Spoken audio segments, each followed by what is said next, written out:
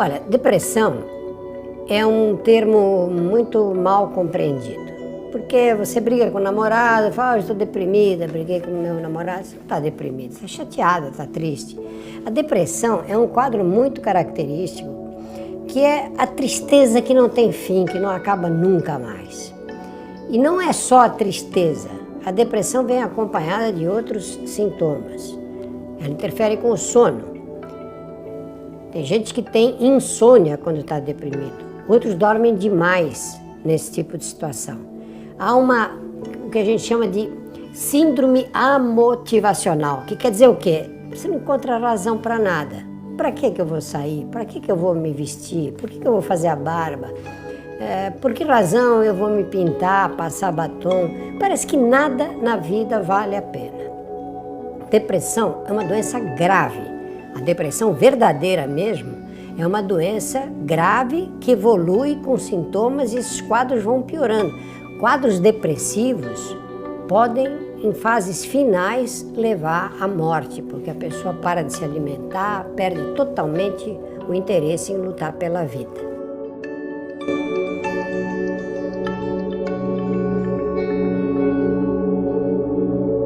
A depressão pode atacar em qualquer faixa etária. Existem quadros depressivos na infância, existem quadros depressivos na adolescência e quadros na vida adulta e na velhice também. É lógico que as fases da vida em que ocorrem grandes transformações são aquelas em que a depressão pega mais forte. Na passagem da infância para a adolescência, por exemplo, a adolescência é uma fase muito crítica para quadros depressivos.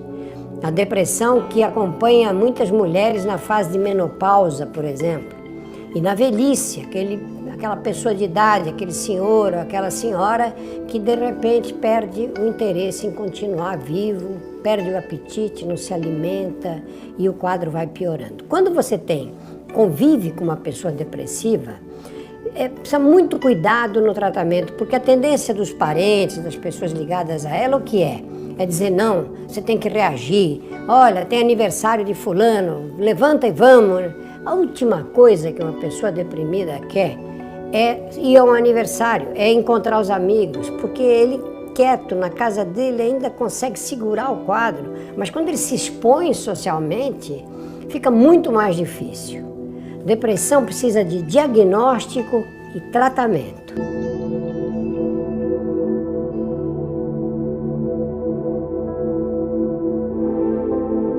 Tratamento o que é? Existem os tratamentos medicamentosos e os tratamentos que envolvem a parte psicológica. Hoje não se faz mais essa divisão. Hoje a tendência dos psiquiatras é juntar os dois tratamentos. E aqui eu aproveito para responder a pergunta, para responder a sugestão da Isadora Troian, que diz, seria interessante alertar sobre o uso consciente de antidepressivos. A Isadora toca um ponto importante, porque os antidepressivos têm um papel fundamental nos quadros de depressão. Muitas vezes, a pessoa 2, 3 semanas depois de tomar os medicamentos já muda completamente o comportamento, a visão do mundo, o interesse pelas coisas comuns da vida.